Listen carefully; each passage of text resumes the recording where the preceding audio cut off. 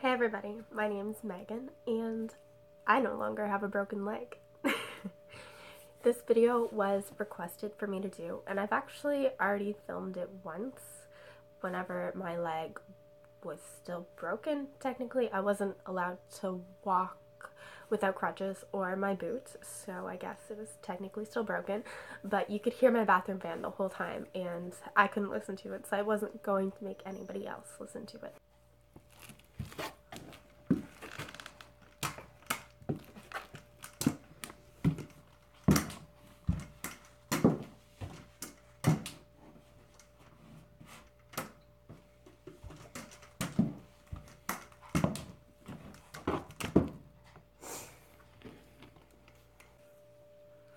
So I guess if I'm going to tell my broken bone story, I guess I should start with what bone I broke. So I broke my left leg.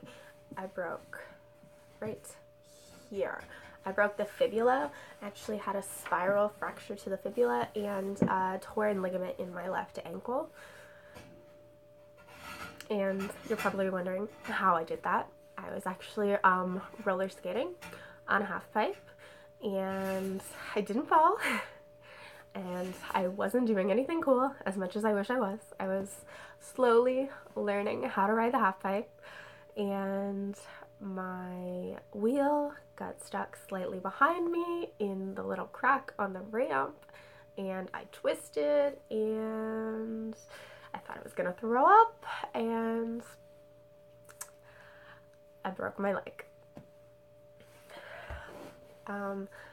So I actually didn't think that it was broken right away, or I was trying to convince myself it wasn't, because I broke my leg 2-ish hours away from where I live, and my husband was not there.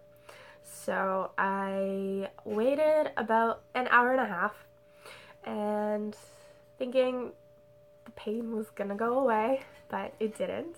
So I called my husband, and he convinced me that I should probably go to the hospital, and I still didn't want to, so I drove home, and then I went to the hospital because I knew that the wait at the hospital where I lived would be much less than where the city I was at. If I had to rate the pain out of 1 to 10, 1 being not that bad, 10 being horrible pain, I think I would rate it a 3. I honestly was trying to convince myself it wasn't broken because I thought that if I broke a bone that it should hurt way worse. Now, regardless of the fact that I couldn't stand up on my leg, I tried so hard to convince myself it wasn't broken, but it was. Now, for how breaks go, I was actually pretty lucky. I broke the smaller of my 2 leg bones, so it's only a 30% weight bearing bone. I wasn't allowed to put weight on it, but I actually didn't have to have a cast. I had a walking boot the whole time. They're actually right here. And I was allowed to take it off to have a bath, so I had a clean leg the whole time. So I broke my leg on October 28th, and today is January 10th, and I've just started walking on it.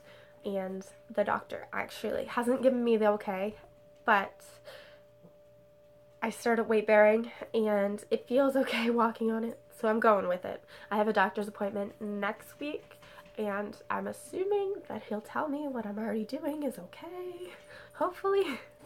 If you're doing a broken bones story, I assume that you say how many bones you've broken, but this is actually the first bone that I've broken, and knock on wood that this is my last. Now, the only other question I could think to answer is one that I've been asked a lot by almost everybody who knows me who's not a skater and not a roller derby player, and that's if I'm going to go back to roller skating now that I've broken my leg. But now that my leg's healed, I'm gonna start skating as soon as I possibly can, as soon as the doctor gives the A-okay, because that's what I do.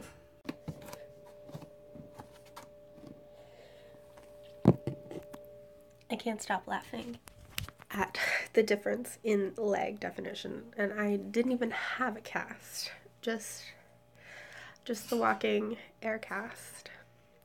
but there is a definite difference.